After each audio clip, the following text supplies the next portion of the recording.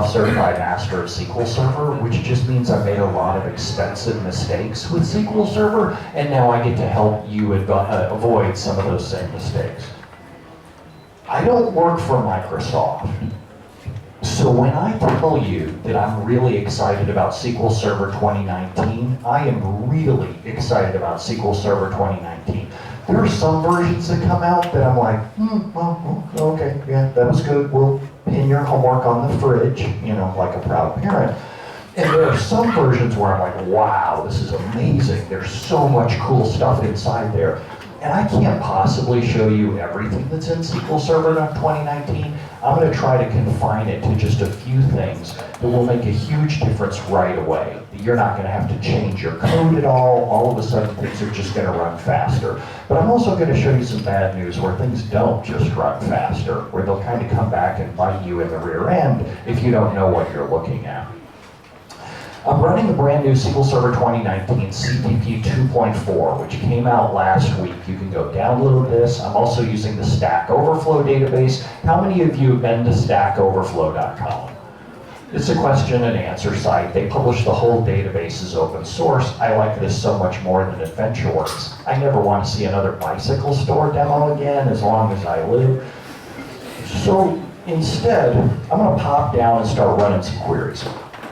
So I'm going to start with a problem that we've had for a really long time, which is table variables. How many of you know about the problem with table variables only estimating one row? Oh, y'all are so much smarter than the American audiences.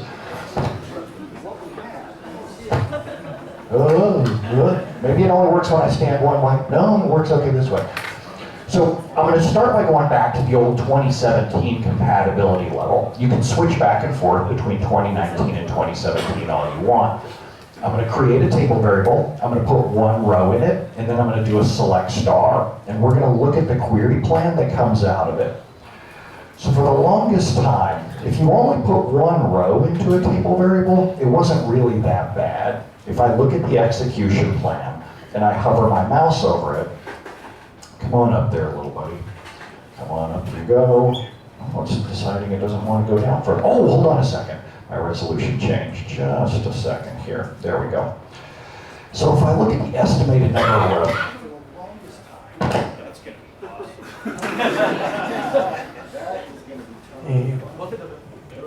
Oh, no, it popped out. Oh, it's a cable thing. I would make a joke about my cable not being long enough, but that wasn't appropriate. There we go. Yeah, I think so. Reboot it. So for the longest time, we had this problem where estimated number of rows, SQL Server would just estimate one row, regardless of how many rows you actually put in it. So here I only put one row in. But what happens if I put all of the sponsors for SQL Saturday today in here? What if I put everybody inside there, and I turn around and do the select star? If I run this just by itself, sure, the query runs fast, but my goal here isn't to show you slow queries. It's to show you where SQL Server does something odd. Estimated number of rows 1, actual number of rows is 11. So for the longest time, you heard experts saying, don't use table variables, they're terrible, they cause all kinds of problems. But Americans didn't listen. So Americans kept writing code with table variables over and over again. You probably have some code that you inherited from us dumb Americans who still have table variables inside. I'm sure you would never do that, but Americans, it's another story. So because we couldn't get Americans to listen to that, what we did, I say we, again, I don't work for Microsoft, but what they did was they added a change in SQL Server 2019. I'm going to run the exact same code. I'm just changing my database's compatibility level, and that's it. So when I change my compatibility level, and then I turn around and I run the exact same query again, highlight it all, and then go run it. If I look at the actual execution plan, all of a sudden now, estimated number of rows is 11. I didn't have to fix my code, I didn't have to change anything about the code. All of a sudden, I'm just going to start getting more accurate execution plans. So that's pretty good. That's a good start. Where you really start to see it as a big deal is inside of stuff like stored procedures. So these are the kind of stored procedures that Americans will write. We'll go and say a stored procedure accepts a location, and I'm looking for all of the users who are in a particular location. I'm going to dump, say, a whole bunch of rows into this table variable, and then I'm going to go take the contents of the table variable and join to other tables. This is where the query performance really starts to suck. So I'm going to take that exact stored procedure, then I'm going to go run it, and I'm going to run it for a country that needs a whole lot of help, the United States. We have a lot of users for Stack Overflow in our country. Now, I'm using old 2017 compatibility level, and this query sucks. It's taking some time in order to render the output. This was the problem that we always had for the longest time.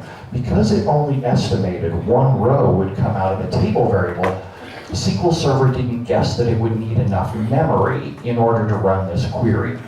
Memory grants are my favorite thing out of SQL Server to look at. It tends to make some pretty bad guesses about how much memory it needs. And when it way underestimates, like it's doing here, it takes a really long time because your query results spill to TempDB. You would think the SQL Server would just start asking for more and more memory. I don't have a small laptop. I have a decently big laptop. And yet this thing is limping along with hardly any memory allocated to this query. To see how bad it is, I'm going to take that exact query, go into another window, and I'm just going to get the estimated execution plan. So the first thing the SQL Server did was it dumped those rows into a table variable. SQL Server, how many rows do you think are going into that table variable? 8,704. I always use a guy's voice for SQL Server because he's dumb and he's stubborn and he refuses to ask for directions. Trust me, I got this. And he doesn't usually got this. So estimated number of rows, I'm putting 8,000 into this table variable. Okay, great. Now that you turn around and select the data back out, how many rows do you think are going to be inside there when you get those out? Well, I don't know, one. One sounds good. If I hover my mouse over there, estimated number of rows is 1. Well, the problem with that is if I look at how much memory SQL Server granted in order to run this query, you can see memory grants way over here on the side. How much memory do you need in order to run this query, SQL Server? Oh, about 2 megabytes, like a floppy drive that's lying around from grandpa that's collecting dust. That's hardly, my server has 16 gigs of RAM, and SQL Server's only allocating 2 megabytes of memory. So this query ends up spilling to disk. It takes forever to run. The whole thing finished in a minute 43. Took a minute 43 in order to execute. And if I look at the actual execution plan, here's a big part of the problem. SQL Server didn't allocate enough memory in order to do this sort, so we ended up spilling about 200,000 pages into TempDB. Here's the really crappy problem. If I run that query again, it does it again, and again, and again. I won't make you sit and wait for that, because obviously that sucks, and we need something else instead. So the something else instead, well, that wasn't so bad, 10 seconds. Oh, let's go see if you still spilled the stuff to disk. You did. You still wrote 200,000 pages to SSD. It's just that now my SSDs are bulked up, and they're like, yeah, we're ready to write 200,000 pages every time this runs. So let's try the better way. Let's try it with SQL Server 2019. All I'm going to do, I'm going to just switch it over to 2019 and run the exact same query again. Now, it was running in 10 seconds a second ago. Now we're down to 2 seconds. And the reason why we're down to 2 seconds is if I look at the sort did not spill to disk, and instead of granting a floppy disk's worth of memory, SQL Server says, I would like about 1.4 gigs worth of RAM. Now this is kind of awesome. At first glance, this sounds fantastic because now your queries will start getting better estimates because they understand how many rows are going to come out of that table variable. Here, we have the estimated number of rows. Some of you may not be on Management Studio 18 yet. This is the latest version of Management Studio. The reason why I adore it is it shows the estimated number and actual number of rows right there on the query plan. So you can see where SQL Server got drunk and messed up. Here he stayed sober the entire time he processed, and he guessed 8,000 rows and 8,000 actually came back, which sounds good, and it is, but it's not when you run the same stored procedure again for a different place. Right now, we're running it for the United States. And it's just kind of interesting to see the kinds of questions that people in the United States ask. Can I put comments inside a JSON file? How do I loop through an array in JavaScript? Okay, whatever. So now let's turn around and let's run it for a different country.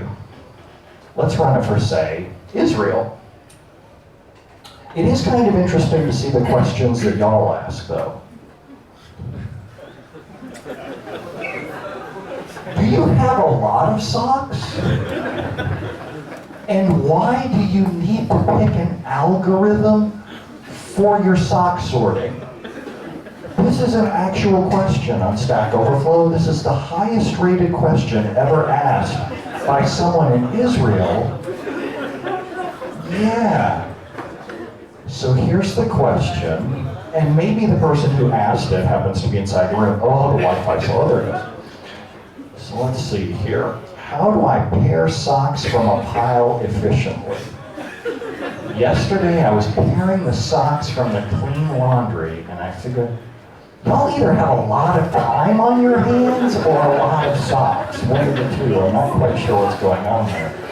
So that person is Amit. I wonder if that person is here. Software engineer. Well, people at Google, now it kind of makes sense again. I guess they have a lot of time on their hands.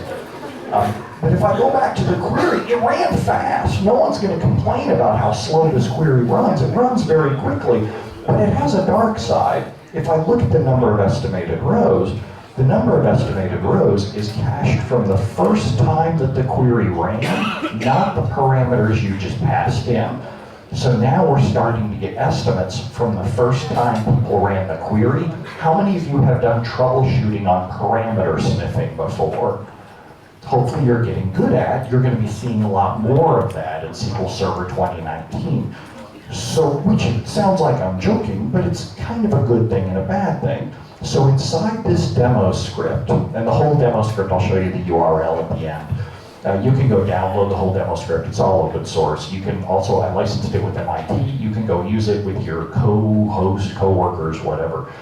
So the good news is the table variables get stats. The bad news is that now you have more troubleshooting and parameter sniffing, because whoever happens to run the query first sets the standard for everyone who runs from that point forward.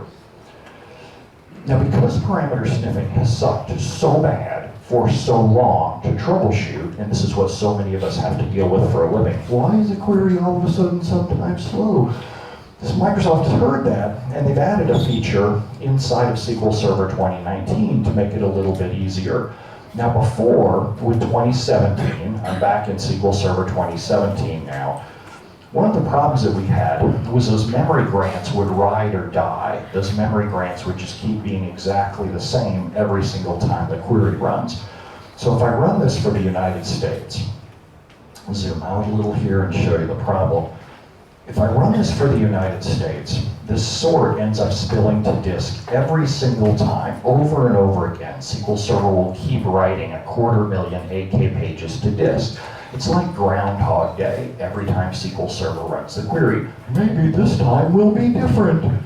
Maybe my job won't suck. I'll show up again today and maybe things will be better. It's never better, just like your job. However, if I switch it back over to the newer compat level, we have something cool in the new version that's going to help this dramatically. So let's switch over to SQL Server 2019, and let's run it first once. Now, we already know that this thing's faster on 2019, but it's better than that. If I look over at the execution plan, SQL Server had to guess how much memory it was going to take to sort these millions or whatever of rows that are coming back.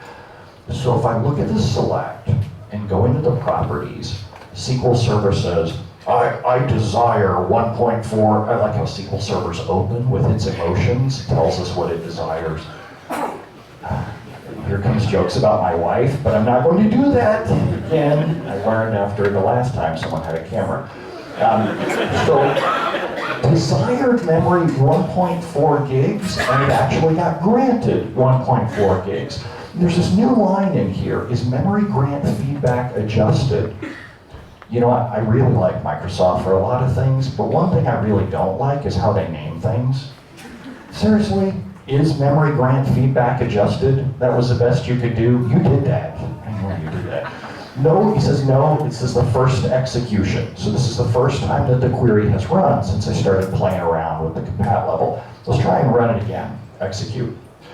Remember last time, it wanted 1.4 gigs of RAM. This time, how much does he want? Half as much. This time he says, you didn't need so much memory, so I'm going to give you less. Which sounds bad, but it's actually awesome. You don't want to give every running query a whole bunch of memory. Maybe you've monitored page life expectancy. How many of you have monitored page life expectancy on your servers? So it goes like a sawtooth. It goes up, up, up, up, up, down, up, up, up, up, up, down. Well, sometimes when it goes down, it's because queries are asking for more memory than they need. They're asking for tens of gigs of RAM. SQL Server's clearing out all that memory and handing it to the query every time it runs. So like this, you might think that your page life expectancy is dropping because a query is running a long time. No, it might be really fast. It just might be asking for too much RAM. So Microsoft got smart and they started adjusting this. You see how now it says, is memory grant feedback adjusted? It says, yes, I'm in the middle of adjusting this. And every time your query runs, it will try changing the amount of RAM in order to make it run fast. But not so much memory that it causes SQL Server to run slow. Let's execute it again. That's not quite as quick. Let's go into execution plan. Go look at memory grant info. Yes, it's still adjusting. Let's run it a few more times. Execute. Execute. Execute. All right, you figured it out yet, SQL Server? Have you decided how much memory you want to grant to the query? No, I'm adjusting. Give me some time. Now, one of the things I like about this is that SQL Server's learning. It's starting to figure out what is the right amount of memory. But this also makes your job a little harder, because when someone brings you a query and they say, hey, why did this query run slow just now? You may run it again and get a totally different memory grant than they just got. Maybe it's better, maybe it's worse. Let's try running a couple more times and see how far SQL Server is willing to go down. These are still reasonably quick queries. 2 seconds, 2 seconds, 2 seconds, 2 seconds. Let's see where he's stabilized at. Memory grant info. Nope, I'm still adjusting. But now notice how far he started to get. How much has he used? Memory used 394. SQL Server's trying to cut it closer and closer. Desired memory keeps dropping. Right now it's at 453. Let's see how close SQL Server is willing to get. This is still quick. Oh. Oh. But this is how you learn, right? Just like I bet a bunch of you have kids and you see your kids running around with the knives and the scissors and you're like, well, that's how they'll learn. They have to make a mistake before they figure it out and do it the right way. We can always have more kids. So if I look now too, the sort's filled to disk. I get a yellow bang on here and it had dropped and wrote 45,000 pages to disk. All of a sudden the query's slower. Now it's up to 6 seconds. And if I look at the memory grant info, it's because SQL Server went down to desiring less than the query was actually using. It wanted to cut it as close as it possibly could. Notice that it still says yes, adjusting. Let's try to run the query one more time. It's fast again. If I go look at the memory, oh, my bad. I've gone back up. So this is really scary when you start to deal with your boss bringing you a query that sucked. Maybe it was just because it got a slow memory grant that one time. But also, I've been running for the same parameters every time. I've been running for United States over and over again. Watch what happens when I run it for some other country that's obsessed with their footwear. What's going on with the socks here? So I'm going to run it for Tel Aviv, and I'm going to run it for Tel Aviv just once. Only one time. And now, here comes SQL Server with a big old yellow bang. Danger! We have a problem here. I gave you way too much RAM. I gave you 1 gig of RAM and you used 9 megabytes.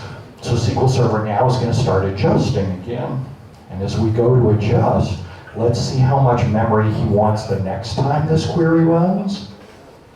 You can probably see the train coming at you from the end of the tunnel.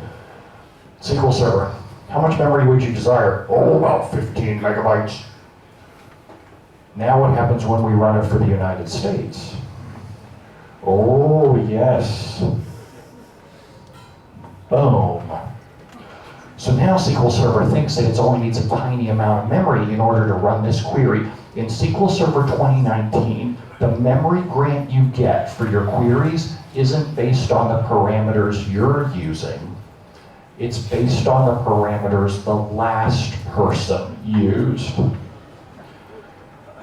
Now, you're going to hear a lot of advice out there about cool things in SQL Server 2019 that are way faster, and most of them are, but you need to try stuff and read the documentation and understand how it works, because when this stuff backfires, it backfires hard.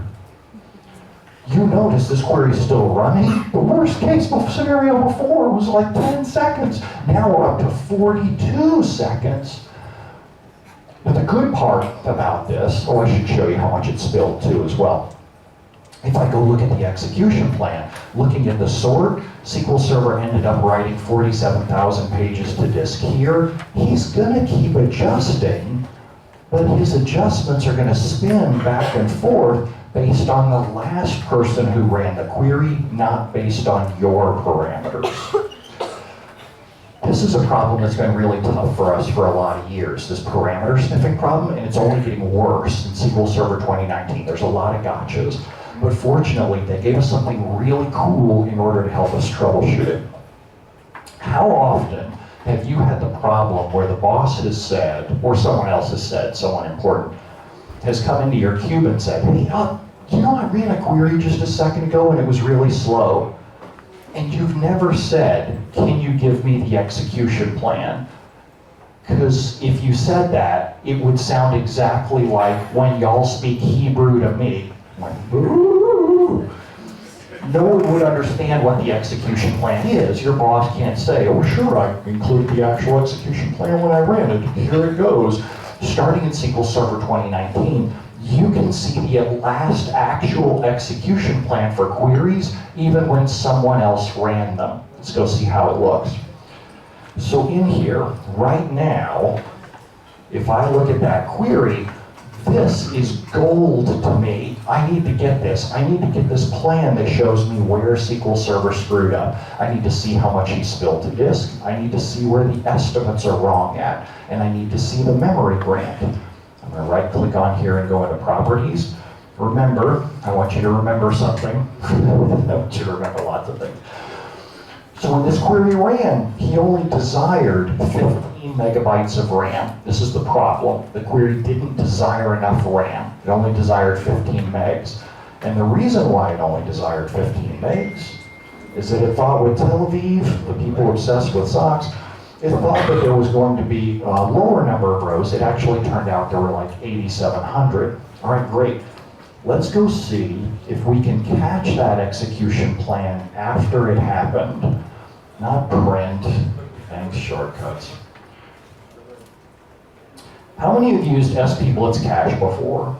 Okay, so for those of you who haven't, you suck. Come on, seriously, it's open source. Open source, when it breaks, you get to keep both pieces.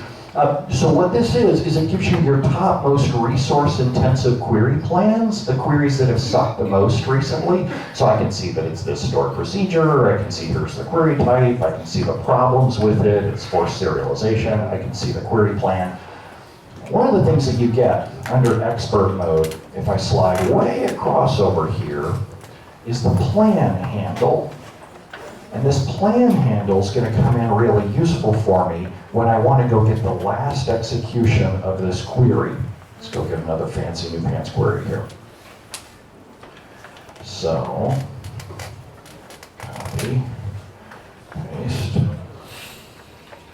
Now there's this brand new DMV that's literally shipped last week in CTP 2.4. Brand new DMV called SysDM Exec Query Plan Stats that gives you, if you turned on a trace flag, and there's more about that in the website URL, but if you turn it on, you can now get the query plan from the last time a query ran, so your boss doesn't have to know what they're doing. You can kind of go back. Come on, your boss never knows what they're doing.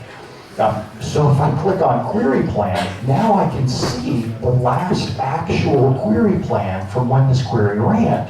You can tell it's an actual query plan because it shows me estimates and actual number of rows. You can see actually how many rows came back from your boss's query. You can also see where estimates went wrong. For example, if I scroll down here at the sort, I can see that this sort it got back way more rows than it expected. And this query's already finished. Maybe it finished last night, maybe it finished 2 days ago. As long as it's still in plan cache, you're good.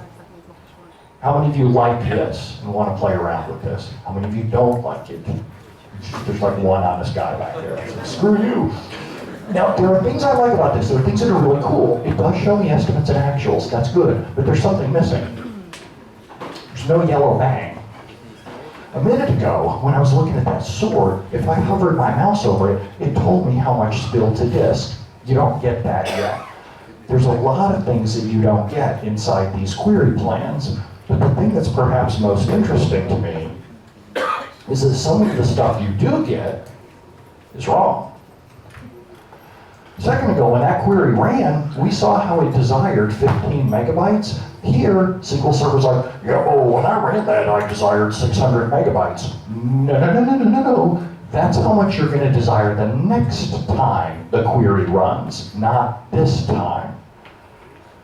This is really frustrating for me because I know your job is hard enough as it is. You have a tough time even learning about these features, and then when you learn about them, you're like, well, you just assume everything inside there works. And it doesn't, just like your code. Microsoft's no different than you there. So it's up to you to figure out which parts of these actually work and which parts of these don't. Here comes your next and last good news, bad news kind of piece. If I come back over to the demo scripts. Back over here. So in this, you can get the last actual execution plan for a query, but the stuff that's inside there's a bunch missing, and there's some stuff that's just outright lies. Now granted, we're in the early days of SQL Server 2019. I'm sure it's not going to ship tomorrow. When's the release date? They never fall for that. Microsoft people never fall for that. I ask them all the time. So it's still early time in the release. Who knows when this thing's actually going to ship? The more that I play around with it, the more I start to surface things and hope that it's going to get fixed before release. It's also kind of your job as Microsoft's testing department. We're out there to go find holes in it so that it ships with a better version whenever it finishes.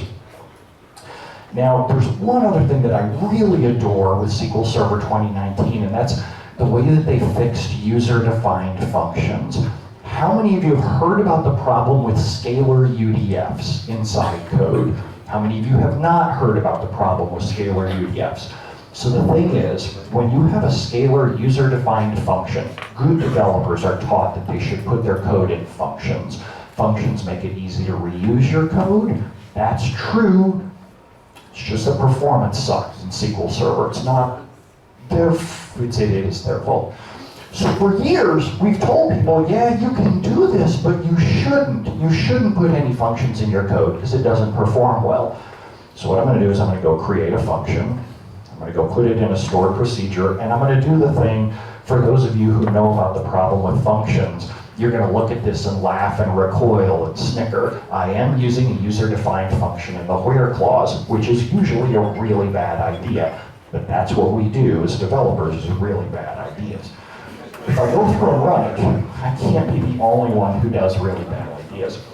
If I go through and I run it, and if I run it in SQL Server 2017 compat mode, I'm running it in 2017 compat mode right now, and I go run that stored procedure, it sucks. takes like a minute in order to run, and my users are furious about it. If I copy that into a new window and I get the execution plan, the execution plan's a little tricky to read. There are two parts. Here's the query, here's the function. There's something weird about functions, which is the function can go parallel, but any query that has a function cannot go parallel. So this thing, the closer you are to my laptop, the more you start to hear my CPU scream as this query runs on and on. So this takes about a minute in order to execute, and traditionally these have been really hard to troubleshoot. I do want to let this finish though, so that you can see the exact runtime when this thing does finish. I'm not going to ask you for questions because I don't really want to give you any answers. No, that's not true. Come on now, 1 minute. Big money, no whammies. Oh, I should show you, well, no, I'm not going to show you something else. Goes on. When it finishes, come on through, little trusty SQL Server. You can do it. I have faith in you. I don't really have faith in you. I don't have any faith in you. Come on, buddy. Or not. All right, so what we'll do, we'll stop it, and we'll switch into 2019 compat mode. So one of the things that Microsoft got really important, and got right, I'm really impressed with, is that they, when starting in SQL Server 2019, they inline these user-defined functions. So when I run this thing, now I only have one query plan. SQL Server puts both part of the query that was hitting the users table and the user-defined function all inside one query. So now, once you inline this query and run it, again, and let me make sure I show you that I'm in SQL Server 2019 compat mode, switch over to that, and go run the query again, it's fast. It's fast. It's fast? It's actually not fast. It actually still sucks. Not all of your functions are going to be faster in SQL Server 2019. And if you download this demo and play along with it at home, I'll give you a spoiler, it's actually twice as slow. Performance gets worse instead of better. Now, I don't think that that's the case overall. Most of the functions that I've worked with the clients have actually gotten faster, but some of them have actually gotten worse instead of better. So, your next takeaway out of that, jumping down in here, just because SQL Server 2019 inlines all your user-defined functions doesn't mean that they actually go faster. Sometimes they get worse, especially queries that used to go parallel inside the functions. You can actually do way better by editing the queries yourself and inlining those functions. Guy Glanzer has a session about those this afternoon. If I take my query and tune it, so if I take the query and inline the function myself, and then I go run it, if I rip out that user-defined function altogether, now it runs instantly. SQL Server's robots are pretty good, don't get me wrong, they're better than nothing, and they do a lot better performance improvements than if you had the time to look at the code. But if you've got the time to look at the code, you can still do much better by hand just by doing the same kinds of advice we've always given you. The last thing that I'm going to show you is the thing that, as a Mac guy, I'm kind of the most excited about. This is Azure Data Studio.